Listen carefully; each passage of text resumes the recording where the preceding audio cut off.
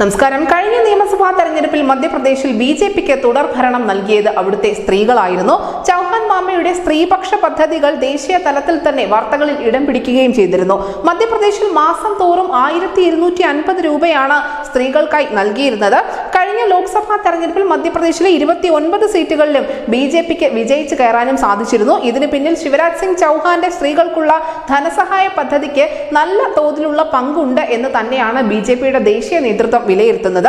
ഇപ്പോഴത്തെ മധ്യപ്രദേശിനെ മാതൃകയാക്കി മഹാരാഷ്ട്രയിൽ വമ്പൻ പദ്ധതികളുമായി കളം നിറയുകയാണ് ബിജെപി. 21 വയസ്സ് മുതൽ 60 വയസ്സ് വരെയുള്ള സ്ത്രീകൾക്ക് മാസം തോറും 1500 രൂപ ധനസഹായം നൽകുന്ന പദ്ധതിക്കാണ് മഹാരാഷ്ട്ര സർക്കാർ തുടക്കം കുറിച്ചിരിക്കുന്നത്. സ്ത്രീകൾക്ക് 3 സൗജന്യ ഗ്യാസ് സിലിണ്ടർ നൽകും എന്നുകൂടി മഹാരാഷ്ട്ര ഉപമുഖ്യമന്ത്രിയും ധനമന്ത്രിയുമായ അജിത് പവാർ ആണ് പ്രഖ്യാപിച്ചിരിക്കുന്നത്. മുഖ്യമന്ത്രി മാജി ലഡ്കി ബഹിൻ യോജന എന്ന പേരിലായിരിക്കും ഈ പദ്ധതി മഹാരാഷ്ട്രയിൽ നടപ്പിലാക്കുക. മഹാരാഷ്ട്രയിലെ ബജറ്റിലാണ് ഈ നിർണായക പ്രഖ്യാപനം ഉണ്ടായത്. ജൂലൈ മുതൽ തുക നൽകി തുടങ്ങുകയും ചെയ്യും. മാസം തോറും 46 കോടി രൂപ ഇതിനുവേണ്ടി ഖജനാവിൽ പ്രത്യേകം നീക്കിവെക്കേണ്ടതുണ്ട്.